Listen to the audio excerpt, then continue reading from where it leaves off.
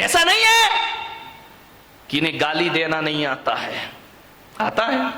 ऐसा नहीं कि इन्हें गाली नहीं आती है, बहुत आती है, लेकिन ये बोलती नहीं है। जान रखिए, आदमी तो गाली ही गाली बोलता है, हर चीज पे गाली बकता है, बिना गाली के बातों की शुरुआत। कई का तो गाली तकिया कलाम बन जाता है, हर बात पे 4 गाली बका करता है। मैंने कहा यार, जितनी भी गाली इस देश में है वो महिलाओं के नाम से सारी गाली है, माँ के नाम से, बहन के नाम से, बाप और भाई के नाम से कोई गाली इस देश में नहीं है। मैंने कहा इतनी सारी गालियां महिलाओं के नाम से क्यों है इस देश में? विचार किया कि महिलाओं को गाली आती है लेकिन ये गाली बका नहीं करती हैं, लेकिन आदमी 24 घंटे गालियां दिया कर। ध्यान रखिए मान्यवर, किन बातों पे झगड़ा होता है हमारे घर में? छोटी सी मानसिकता, बस संकीर्ण प्रवृत्ति हमारे यहां झगड़े को जन्म देती। हकीकत बताऊं, जीवन में 90% झगड़े फिजूल के हैं। देखना, कोई सिर पैर नहीं उन बातों का, कोई दम नहीं, कोई सेंस नहीं उन बातों में। जिन बातों में आदमी झगड़ पड़ता है, लड़ लेता है, मारपीट शुरू हो जाती है, दुश्मनी का चंद ठिकरों के लिए आदमी लड़ता है। मान्यवर, आप यदि क्रोध करने के बाद यदि शांत हो जाएं और एकांत में बैठकर सोचें, यार मैंने जो झगड़ा किया है ये लड़ने जैसी बात थी या नहीं थी, तो 90% बातें ऐसी हैं जिनका कोई वजूद नहीं हुआ करता है, उसमें आदमी झगड़ा कर लिया करता है। थोड़ी सी गलतफहमी आ गई, आदमी झगड़ा कर लेता है, थोड़ी सी शंका आ गई, आदमी झगड़ा कर लिया करता है। फिजूल की बातों में झगड़ा है। मेरा एक जगह चातुर्मास हो रहा था, और चातुर्मास में संत निवास के बाजू में एक बहुत बड़ा मकान था। सुबह सुबह हम लोग पाठ कर रहे हैं, भगवान का भजन कर रहे हैं, झगड़े की आवाज आने लगी। अरे मैंने कहा भाई ये झगड़ा कौन कर रहा सुबह सुबह? मेरे साथ लड़के थे, मैंने कहा जरा देखो किसी ने टीवी चालू कर दिया है क्या? बोले महाराज झांक करके देखा तो बोले टीवी नहीं है, ये तो लाइव चल रहा है। मैंने कहा मतलब क्या है? बोले डायरेक्ट झगड़ा हो रहा है। मैं गया, मैंने खिड़की से झांका, 2 पति पत्नी आपस में लड़ रहे, इतना लड़ रहे हैं कि लड़ते लड़ते कमरे से बाहर निकल आए, आंगन में आ गए। एक के हाथ में बेलन है, एक के हाथ में कौन बोला चिमटा है। चले ऐसे तुम लोग तैयार रहते हो बोलने के लिए। दोनों लड़ते झगड़ते बाहर आ गए, झगड़ा हो रहा। मैंने कहा इधर आओ।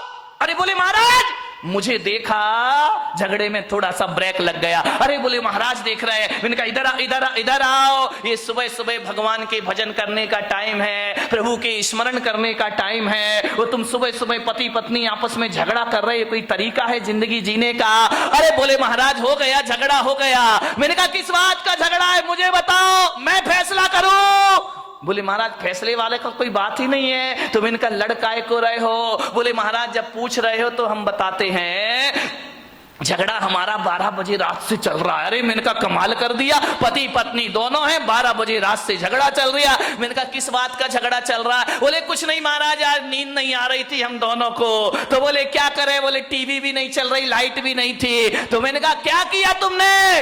बोले बस लेटा लेटा मेरे मुंह से इतना निकल गया कि मैं अपने बेटे को डॉक्टर बनाऊंगा। पत्नी ने सुना, खबरदार तुम्हारा बेटा डॉक्टर नहीं बनेगा, तुम्हारा बेटा इंजीनियर बनेगा।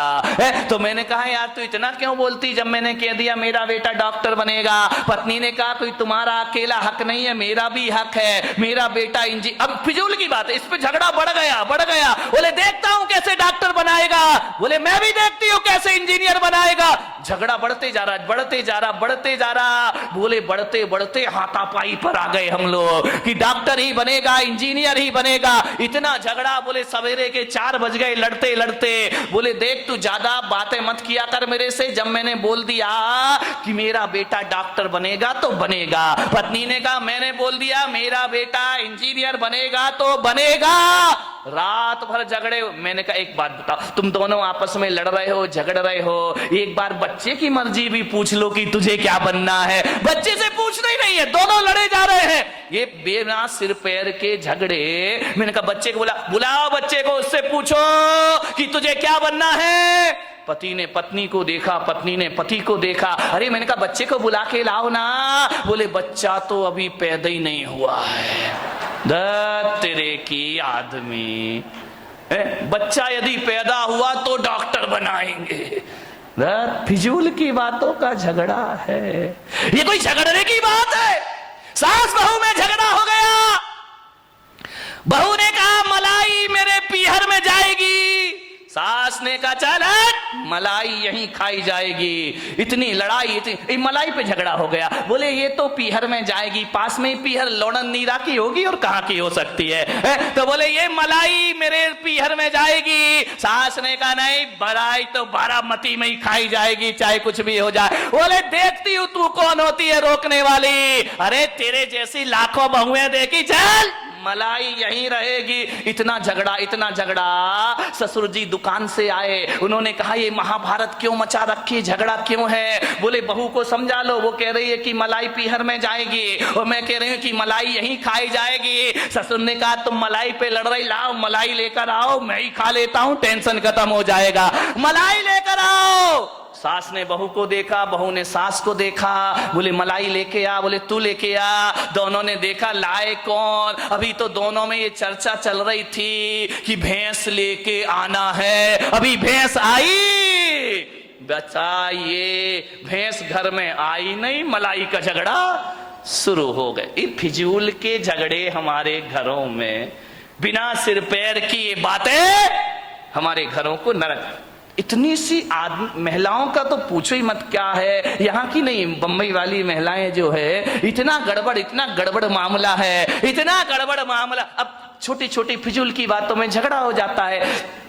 अब गर्मी के दिन थे, जेठ जी घर में आए और घर में आकर के उनने ऐसा कोई बेचारे का इंटेंशन नहीं था, कोई सोच नहीं था, ऐसा उसने विचार नहीं किया। उसके बच्चे भी आए, भाई के बच्चे भी आ गए। बोले बच्चों पास आओ, जल्दी आओ, जल्दी आओ, मैं बाजार से मीठे मीठे आम लेकर के आया हूं तुम्हारे लिए, ये आम खाइए। जेठ जी ने क्या किया, थैले में हाथ डाला, एक आम अपने बच्चे को दे दिया और एक आम अपने छोटे भाई के बच्चे को दे दिया। वहां खड़ी खड़ी देवरानी देख रही है, बहू रानी देख रही है, अच्छा अच्छा अपने बच्चे को भी आम, मेरे बच्चे को भी आम।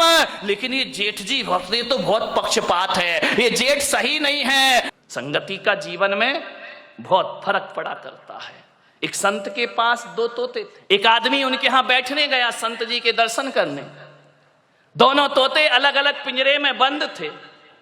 अब जैसे ही पहुंचे तो एक तोता बोला आइए, राम राम, स्वागत है आपका, स्वागतम, आइए बैठिए। आदमी को बड़ा अच्छा लगा कि यार तोता कितना मीठा बोल रहा है। जय जिनेन्द्र, राम राम, आइए भाई साहब बैठिए, अतिथि देवो भव, आपका स्वागत है, आपका सम्मान है। इतना सुकून मिला उसको। वो मुड़ा थोड़ा सा दूसरे तोते की तरफ। दूसरा तोते ने इतनी गालियां बकी, इतनी गालियां बकी, मारो, काटो, पीटो, पकड़ो, लूटो। अरे उसने कहा कि संत जी क्या मामला है? एक तोता गालियों पे गालियां बक रहा है और एक तोता आइए स्वागतम बड़ा मीठा शब्द बोल रहा है। संत ने कहा मैंने इन तोतों से कुछ जिंदगी का पाठ पढ़ा है। बोले क्या पाठ पढ़ा है? बोले जब ये तोते पैदा हुए थे, एक तोता मैंने डाकू के घर भेज दिया था और एक तोता मैंने साधु के घर भेज दिया था। अरे जो साधु का तोता था वो कहता था राम राम तुम्हारा स्वागत है, और जो डाकू के घर पला है वो कहता है मारो, काटो, पकड़ो और लूटो। ये संगति का फल है। तोता तो एक ही है ना, किस घर में पड़ा है? एक बात याद रखना, भीलनी के घर में पड़ा हुआ चंदन तिलक लगाने के काम नहीं आता, चूल्हे में जला करके रोटियां बनाया करती है। ध्यान रखना, भीलनी के घर में रखा हुआ हीरे का टुकड़ा आभूषण नहीं बनता है, वो पैर घिसने के काम आया करता। कहां पड़े हो आप? चंदन पड़ा चमार घर, ध्यान रखिए, नित नित कूटे चाम।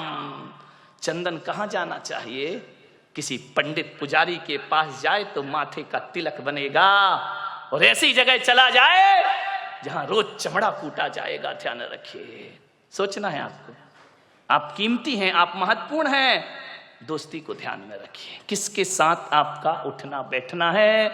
एक बात याद रखना, मैं खाने में बैठकर दूध पीना खराब है, ध्यान रखिए, मैं खाने में बैठकर दूध भी पियोगे तो शराबी का दर्जा मिलेगा तुम्हें। इतना स्मरण रखना। और संत के दरबार में पानी भी पियोगे तो पानी नहीं, अमृत और आशीर्वाद का नाम उसे दिया जाता है। अमृत पान हुआ करता है। चीज तो वही है, चीज में क्या फर्क पड़ता है? संगति किसकी कर रहे हो?